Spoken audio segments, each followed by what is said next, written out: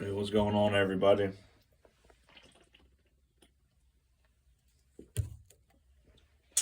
Give me a good old swig of that Ice House Edge. It's December 7th, Sunday, the day after we beat Alabama. Beat Alabama's ass. Didn't just beat them, dominated them. Out physicaled them off the ball. Oh, there was a play in the first half where our offense, Nate Frazier was running the ball, and our entire offense just pushed Frazier, offensive line, wide receivers, even I think Gunner even got in on it, and we just, went another 5 yards, got the first down. And right then, I knew it was on. It was on like Donkey Kong.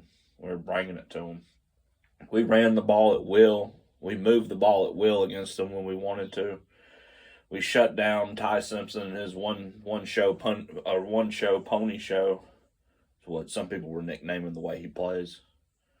That's not coming from me. That's coming from, I think, actual Alabama fans.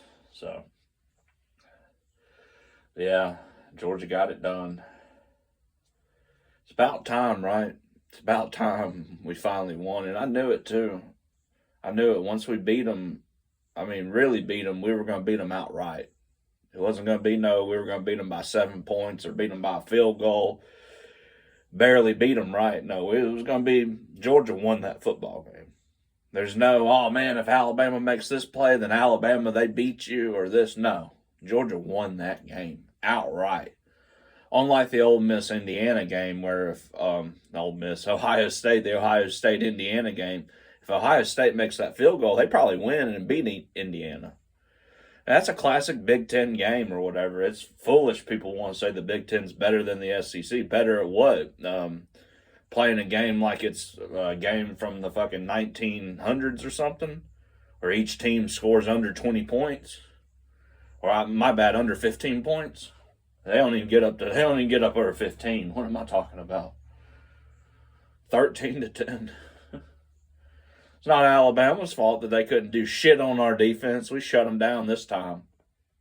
Like Tim Tebow and so many other of them announcers, them talking heads were saying, these people that, these are people that know what they're talking about. Georgia, the defense is back. Now, is it as good as the Jalen Carter and the Kobe Dean defense of 2021, 2022, 2023? No, but it's getting back to that shutdown mentality, like we're going to keep you out of the end zone. Like you're not getting in the end zone. The only time Alabama scored their only touchdown, it was bullshit. Like it was a bullshit play. The guy missed the tackle. He bounced it out to the right. Should have held him to a field goal right there. That was the game plan, not to let him get in the fucking end zone, to break them. So if that head coach is still their coach the next time they play, you better get ready. It's going to be an all-out war just to even score a fucking touchdown against us. Them other teams going into the playoff, I know what they'll do. They'll rank in. This is how they'll do it because Texas Tech beat the shit out of a crappy BYU team that BYU didn't play anybody this year. Same with Indiana. Indiana played, Ohio State? Penn State? Penn State's lost like 8 games. They fell apart, fired their head coach. Who else did they play? Is that it? Okay, that's it. Okay, now that we got that out of the way, then we know all the teams that Indiana's played. How many teams has Texas Tech played? Okay, 2. Okay, now we got that out of the way. How many teams has Georgia fucking played? 7? 8? I'm talking about ranked teams that the team was ranked when we played them. I'll just start fucking naming them, right? Tennessee, Alabama. Let's see. Ole Miss. Missouri, right? We had to play Missouri. I think they were ranked. No. We didn't play Missouri. We played Mississippi State. That's who it was. Mississippi State. Who else did we play? Georgia Tech. And Alabama again. Tennessee. Yeah, Tennessee. I think I said Tennessee. Okay, yeah, we didn't play 7. We played more like 5. But still, though, we played more. We played a harder schedule. We played a gauntlet, dude. They even said it. Like, they were talking about it on game day. Nick Saban and just all of them. They were saying that Georgia and Alabama arguably played the hardest schedules in the country. The only others would be other SEC schools, like Florida. I think Florida played the hardest. Yeah, Florida played the hardest schedule out of anybody, out of any team. And then, like, Georgia's like number 5 and Alabama's like number 8. So we're up there, you know. All the other teams are SEC schools, too, on this list, you know. There might be throwing some other, like, ACC schools, but none from the Big Ten.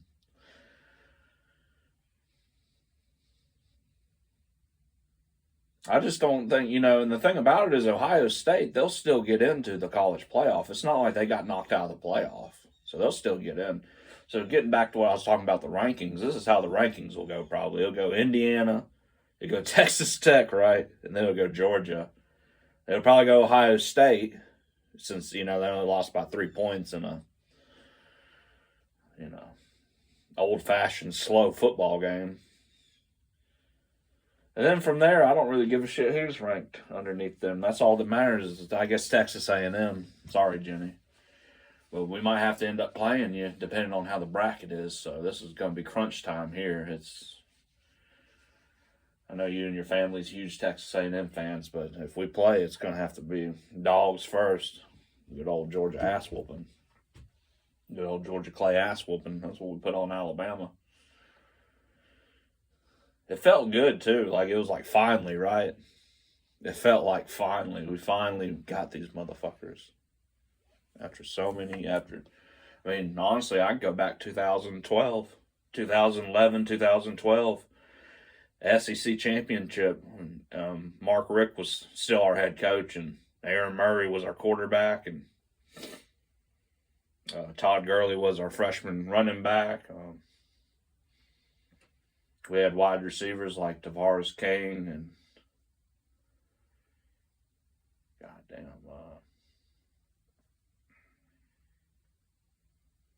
Sanders Cummings. I can't even remember the main one. Chris Conley or Chris Cole or whatever his name was. I think he was a defensive player. Had a stacked defense too, like Alex Ogletree, Jarvis Jones, I think, still on the team. But that's when it started with Alabama, and we lost a close game. I mean, a close game, and this was back when it was the BCS championship, so it was the best 2 teams in the country. So it was the number 1 and number 2 team. So the other team was Notre Dame, and Brian Kelly, the coach that was the coach of LSU, who just got fired, he was their head coach at that time. And it was basically whoever won the SEC was going to play in the national championship. And there was a theme or a saying back then: the SEC or the national championship ran through the SEC, meaning we don't know who's going to be the other team until the SEC team plays or whatever. And that year, Notre Dame's always been an independent school, so the fact that they were undefeated, they immediately got a bid into the BCS. Outbidding like a team from the ACC or the Big Ten or the Pac-10 or they're not around no more. That's a different story. But yeah, I mean, and then that game is a classic or whatever. It comes down to whoever scores last and has enough time basically, and we ran out of time. In reality, Aaron Murray and Bobo and the offense and Mark Richt, they should have spiked the ball when it was 20 seconds left and we were down at the 15-yard line. Right then, they should have spiked it. They didn't do that. They went ahead and ran another play and then ran another play. And then that next play they ran that play and then ran out of time and was trying to run another play but just ran out of time. Alabama won by whatever. They won by 4 points. And I remember because Saban kicked a field goal, and he made it to where we couldn't kick a field goal. Like right then, we had gotten field goal range. We could have tied it, went into overtime. But he purposely went for 2 to give Alabama 4 points so that we couldn't tie it up with a field goal. It was either we were going to score and win the game or nothing. Like he made it all or nothing, basically. And, we lost. And it was a Friday Night Lights finish, like Chris Conley or whatever, the wide receiver, caught it. And he was 5 yards away, 3 or 4 yards away and fell down. Should have got out of bounds, but lost his footing. That play haunts them. Haunts them, dude. I remember like a year ago, I was watching an interview, and I had to turn the interview off. It got dark. It got dark. Let's just put it that way. That shit haunts that fucking guy, because that was Alabama goes on and beats Notre Dame by like 30 or 40 points. They dominate. And then that's like that right then. That's when the Alabama dynasty is born. Was right then. Was that night they beat us. And back then they played the game at 8 o'clock like it should be, you know. Back when people respected the SEC and feared the SEC. Nobody fears it no more. Maybe Georgia can kind of whip these teams back into that mindset, and you need to fear us, motherfucker. You gotta. This is your Super Bowl every time you play SEC. If you're from a different conference and you're not from the SEC, it's your Super Bowl when you play SEC team. That's why the best of the best have joined our conference. The only reason why Ohio and all of them haven't joined is because they don't want to. They're northern teams. They don't want to be in a southern conference.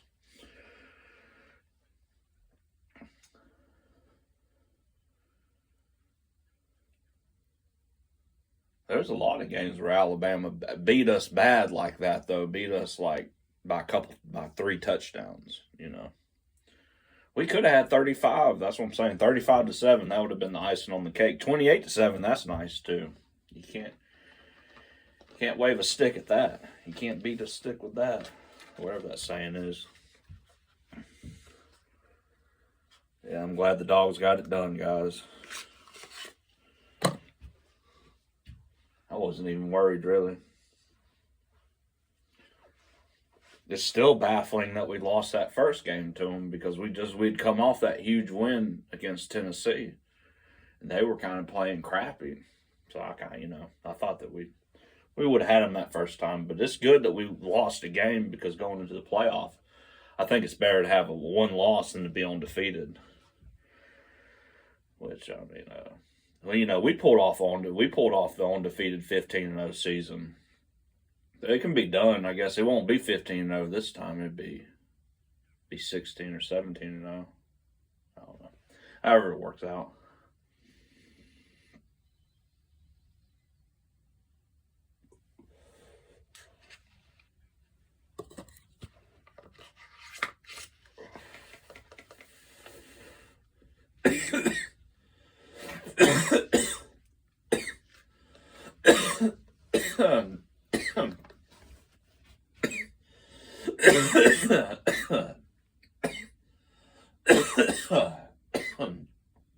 Damn, Kirby looked like he was about to break down on the stage last night. They were presenting the trophy. Just everything. He said he was just so proud. He said that his players said that they wanted to practice. They wanted to go practice right now. After the game, they wanted to go practice right then for the playoffs. It's how invested they are in this. How much they want it. I think this is really, he knows, like, Kirby kind of knows he can't really lose many more of these games to Alabama, and it's starting to look bad. He got to start winning some of them, and I'm glad he won it. I hated that they cut Gunner off, though. Gunner was giving a speech, and he would sound like he was, what some people say, coming out of your shell. He was about to start coming out of his shell and actually start talking, like, not talking in the church voice. What I call it. Not talking with his church voice, and talking like he's in the locker room. And that fucking bitch cut him off, and then went to Kirby, and Kirby was about to start crying. Start breaking down, as he should. Goddamn. It's been a hell of a year. It's been a rocky year. And every week it was on the line. Every week was a fucking contest. Even them crappy teams, it seemed like even during them weeks, them were fucking hyped up games.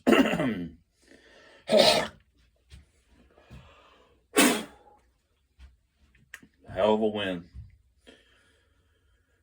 Whew. It's cold on this Sunday. Sunday fun day. It's like 37 degrees out here, and I know up north and whatever, it's way colder and whatever, but see, the wetness down here, it's been raining, so it's like a damp wetness. I mean, I know how I mean, I don't know how it is up, but I know how it is up in Maine, and the cold up there is more like a dry cold. It's more durable than this old humid, cold, southern type air. This is the type of shit that can give you frostbite and really fuck you up. It ain't that cold though. It will be around Christmas time. It only ever gets down to about 0. It'd be the coldest, and it'll only be that for like a day or two. Usually teeters around 13 degrees when it gets really cold. Don't get that cold. That's what I'm saying. It don't get that cold. Not compared to the north.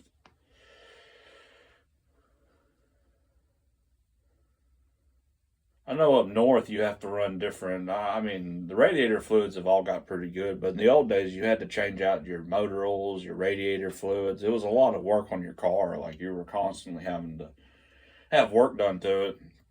That down south you could let it kind of go. Which I don't know. I got this stuff right here in my truck. Ooh.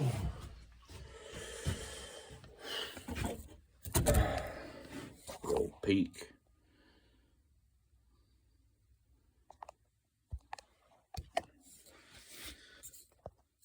The old Peak, 50,000 mile.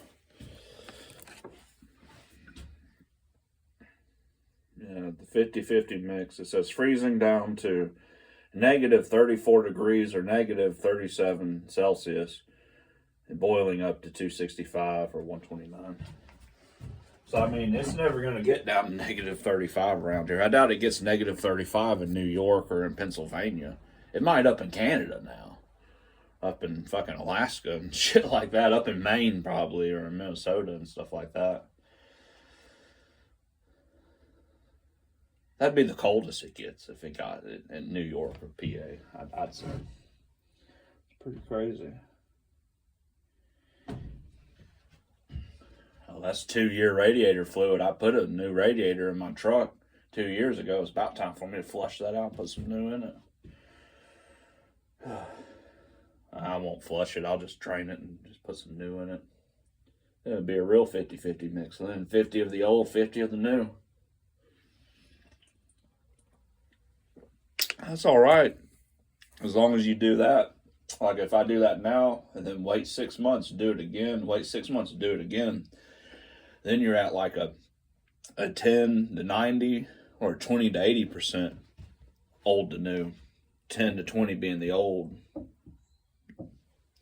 90, 80 being the new. That's the way to go. That's the way to really do it. If you don't want to pay for a radiator flush and all that, and you could back flush it. You could back flush it through the heater core, but you risk fucking your heater core up. God knows all these new electronics they put on them. Yeah, you could back flush my truck all day. Yeah. I still wouldn't do it. I wouldn't do it. I don't have to do it because my truck basically has whatever I put in it. That's new. Where the water pumps went or whatever, it dumped all the fucking fluid out of the block anyway. So it was sitting on a hill too, downhill, with the front of the engine facing downhill. It puked all that shit out anyway.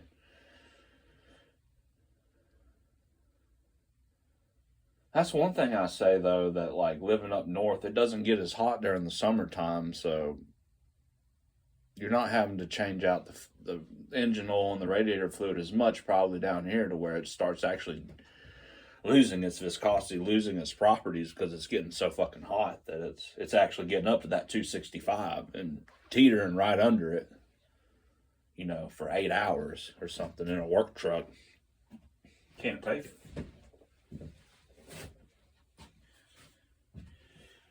I know if an engine runs pretty much at 275 or 280, at 300, if it gets up to 280 or 290, 300, it's cooked. Something's going to give. Usually it's a head gasket, water pump.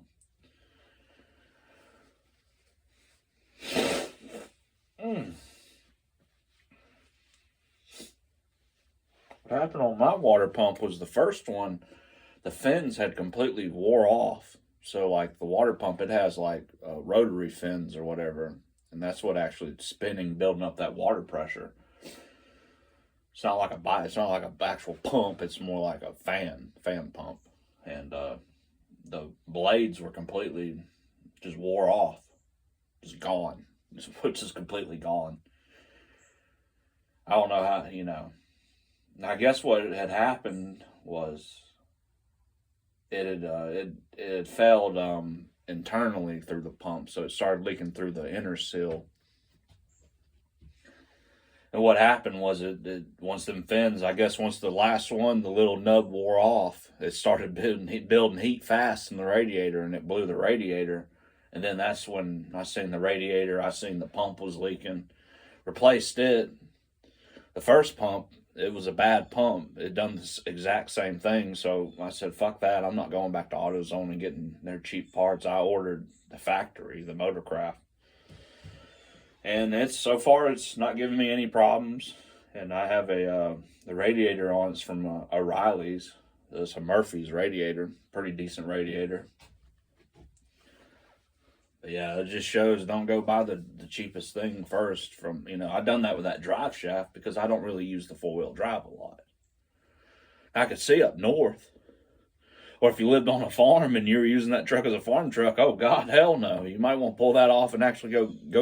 You have better luck going to a junkyard and getting an older one off an old Ranger. Go to Pull Apart. We got a place called Pull Apart, and that's what it's called. You pull that shit off and it's yours. Pull Apart. It's gotten strict in the last few years though. I got tired of going. Plus Amazon, they're carrying such cheap parts now, and like a part like that, if you're not using it, it's like that's awesome. Because that drive shaft's still spinning even though it's not, the 4-wheel drive ain't engaged. And it's there if I need it. It's there if I need it. That's what I'm saying. If I need it, I got it. So, I believe all-wheel drive systems are way better than 4-wheel drive systems. They're more designed to drive every day on the road and to drive it all the time. The 4-wheel drive, if it's not on-demand 4-wheel drive, it's really, you shouldn't be shifting it and driving it around on the road. But I know people do it, but you're not supposed to. Only if it's snowing and like you gotta get to work or something. You're probably only going to be driving about 30 or 40 miles an hour anyway, right? That's another thing. You don't want to push an old 4-wheel drive truck, preferably one before 2015, over 40 miles an hour, because them chains, they'll stretch. It's not if they will, they will. They will stretch, and when they do stretch, your transfer case is fucked, basically, because then it's going to come off the sprocket. And then it's going to your transfer case is going to detonate, going to explode. Oh, and it literally explodes because the case is so strong that it holds all these parts inside. So what happens? It just literally unless the yoke or the drive shaft breaks, it completely just destroys itself. Just a fucking a bucket full of fucking parts and metal mush afterwards, and belts and shit and chains. Metal chains, belts if it has belts. Because hell, the belts, they're metal braided and shit. It's not like they break. They're not like the belts that are on the outside of your vehicle. They got some strength to them.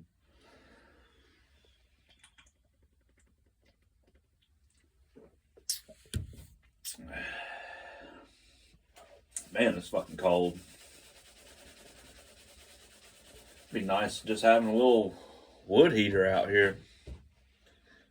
They even sell them anymore. I know they sell them ones on Amazon, but I don't know.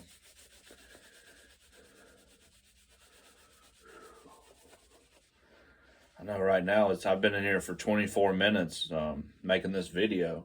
I know about right now it'd be getting toasty in here if I had hell, I'm about to end the video and head back inside anyway. I'd probably burn charcoal, likely, or some kind of coal just to get it going fast and then move over to wood.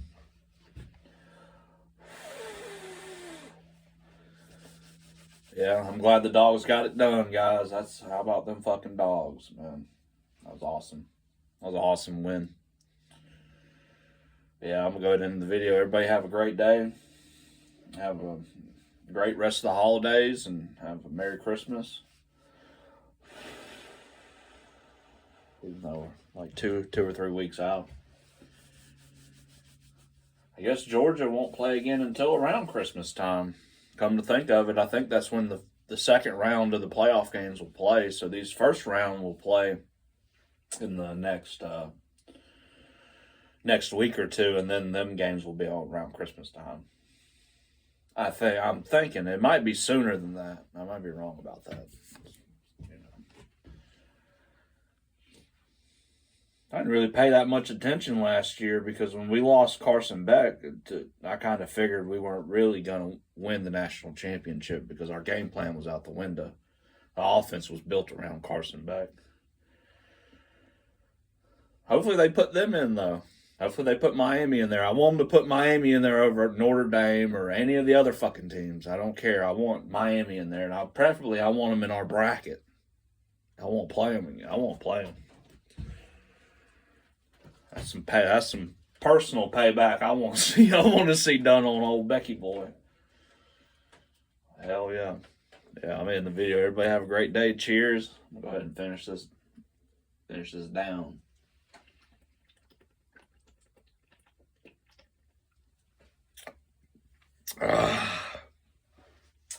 Cheers, everybody. Happy holidays. Merry Christmas. Hell yeah. Go Dogs. Got the W.